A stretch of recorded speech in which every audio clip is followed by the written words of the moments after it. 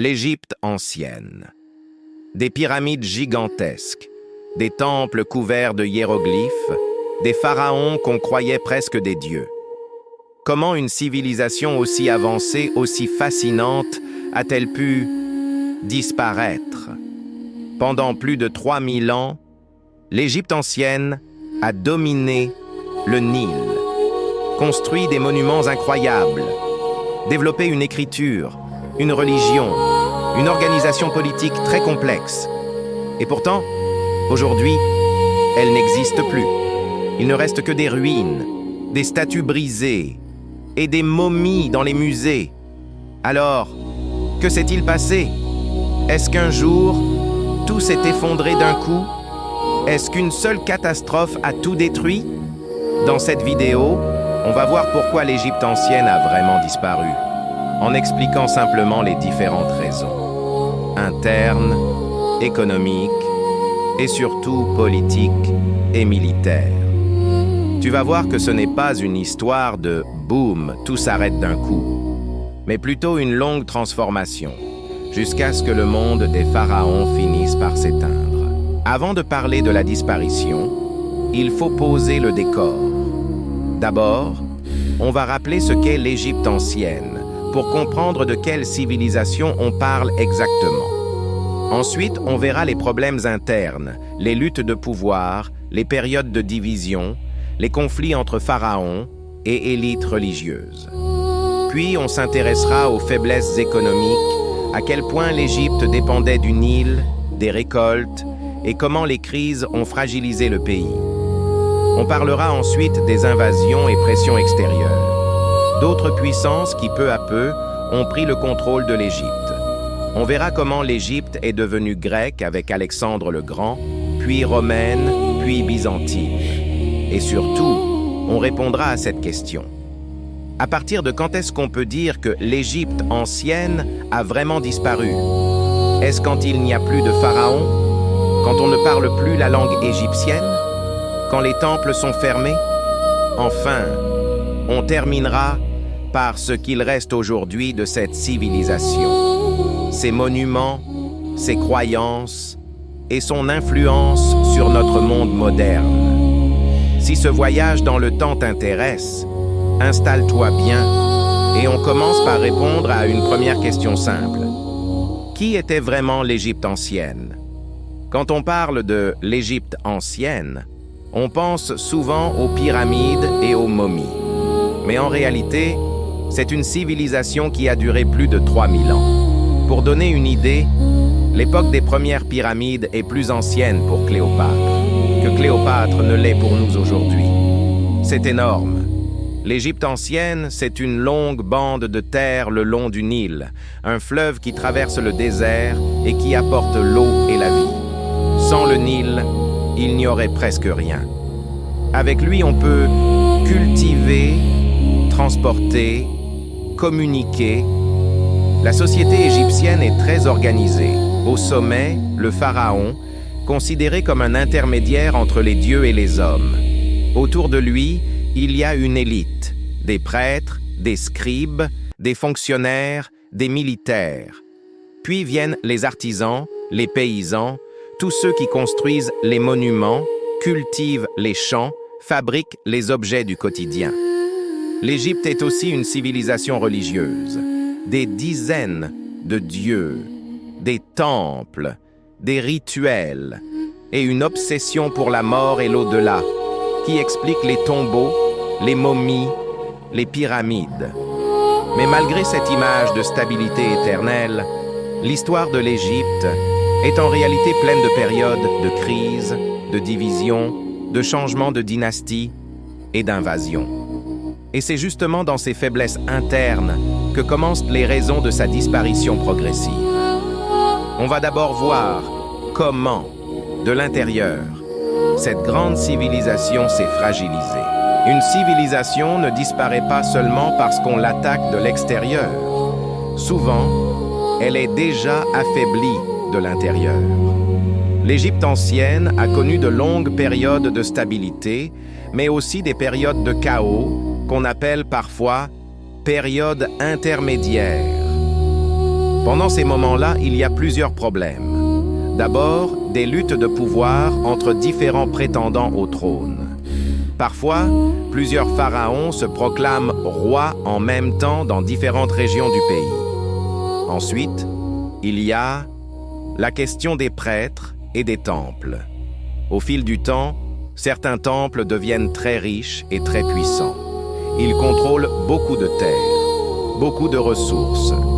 Dans certains cas, le pouvoir religieux devient presque aussi fort que le pouvoir du pharaon, ce qui crée des tensions et des rivalités. Il y a aussi des périodes où l'autorité centrale se fragilise. Les gouverneurs locaux prennent plus d'indépendance, certains territoires obéissent moins au pouvoir central. Tout cela donne un royaume moins uni, moins capable de réagir vite en cas de crise ou d'invasion.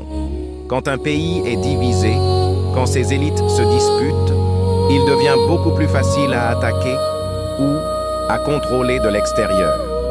Et ces problèmes internes sont encore plus graves quand l'économie devient fragile. Or, en Égypte, presque tout dépend d'une chose, le Nil. L'Égypte ancienne a une énorme chance. Le Nil déborde régulièrement, dépose de la boue fertile sur les rives et permet de produire beaucoup de nourriture. Mais cette chance est aussi un risque. Si la crue du Nil est trop faible, les récoltes sont mauvaises. Il y a des famines. Si la crue est trop forte, des villages sont détruits, des champs sont ravagés. Dans les périodes où les crues sont mauvaises, plusieurs années de suite, la population souffre, la richesse diminue, l'État a plus de mal à collecter des impôts et à financer les armées, les constructions, les temples. De plus, une grande partie des richesses est concentrée entre les mains des élites, des temples, des grands propriétaires. Quand l'économie va bien, ça tient encore. Mais quand elle va mal, les tensions sociales et politiques augmentent. Dans certaines périodes, le pays doit aussi faire face à des coups militaires importants pour se défendre ou pour mener des campagnes à l'extérieur. Tout cela fragilise la structure de l'État. Un pays divisé à l'intérieur, économiquement fragilisé, devient une proie tentante pour les puissances voisines. Et justement, au fil des siècles, l'Égypte va être la cible de plusieurs grandes puissances étrangères. L'Égypte n'est pas isolée. Elle se trouve au carrefour de l'Afrique, du Proche-Orient et de la Méditerranée. Autour d'elle, d'autres puissances se développent. Des royaumes du Proche-Orient, des empires comme les Assyriens, les Babyloniens, puis les Perses, plus tard les Grecs, puis les Romains. À certains moments de son histoire, l'Égypte réussit à rester indépendante et même à dominer certains voisins. Mais à d'autres moments, surtout quand elle est affaiblie, elle devient une cible. Des peuples étrangers viennent s'installer, prennent le contrôle du pouvoir ou imposent leur influence. Par exemple, à une certaine époque, des rois d'origine étrangère, les Hyksos, s'installent dans le nord de l'Égypte et y règnent un temps. Plus tard, l'Empire assyrien, puis l'Empire perse soumettent l'Égypte et l'intègrent dans leur vaste territoire.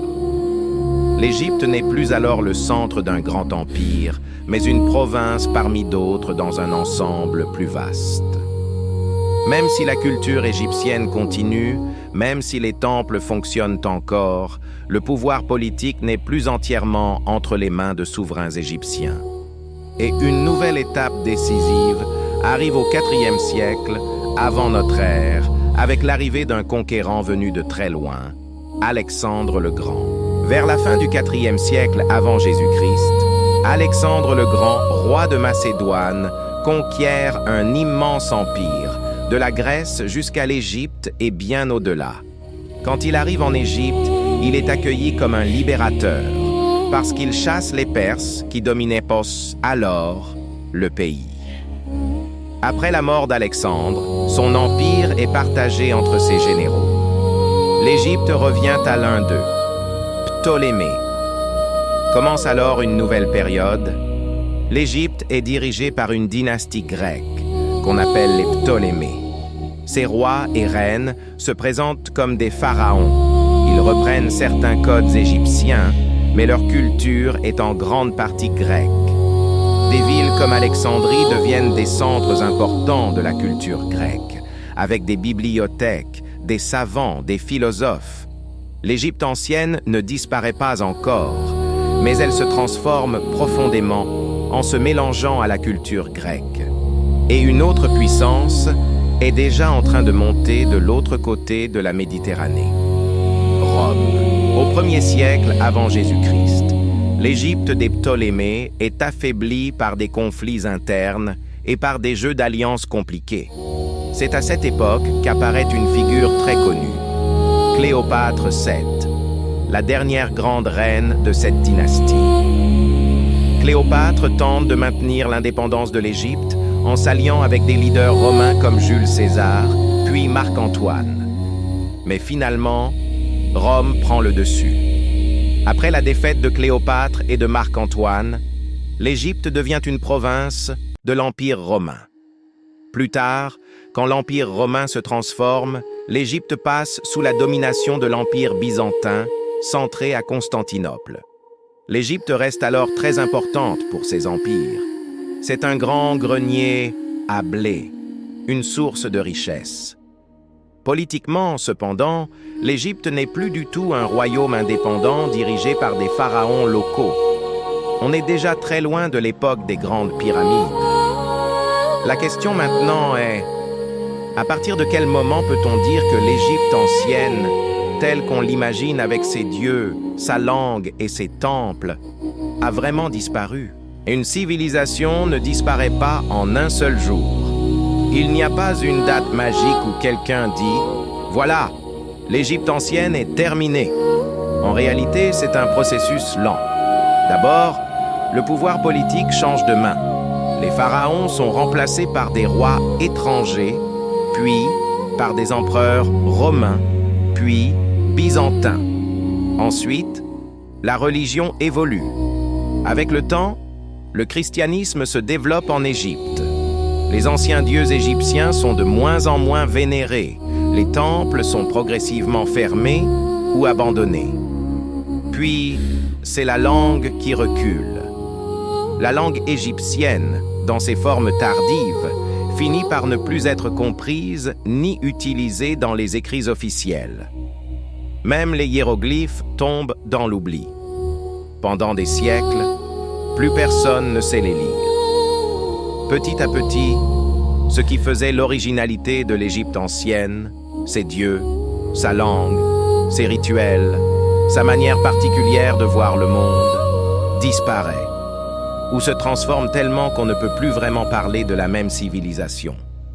C'est comme si une lumière baissait doucement, jusqu'à ne laisser que des traces, des souvenirs, et surtout, des monuments. Alors, pourquoi l'Égypte ancienne a-t-elle disparu? Pas à cause d'une seule catastrophe, mais à cause d'un mélange de faiblesses internes, de fragilité économique et surtout de domination étrangère successive, perse, grec, romain, puis byzantin. À chaque étape, un peu de son indépendance politique, de sa religion et de sa culture d'origine s'est perdu ou transformé. Mais en même temps, l'Égypte ancienne ne s'est jamais complètement effacée. Aujourd'hui encore, ses pyramides et ses temples dominent le désert. Ses symboles, ses dieux, ses mythes inspirent des films, des livres, des jeux vidéo. La redécouverte des hiéroglyphes, grâce notamment à la pierre de Rosette, a permis de redonner une voix à cette civilisation longtemps silencieuse.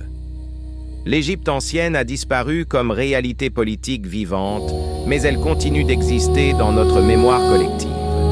Si tu veux d'autres vidéos comme celle-ci sur les grandes civilisations, leur apogée et leur chute, tu peux soutenir la chaîne en laissant un like, un commentaire et en t'abonnant pour ne pas rater les prochains épisodes. Merci d'avoir regardé jusqu'au bout. À très bientôt pour une nouvelle plongée dans l'histoire, expliquée simplement.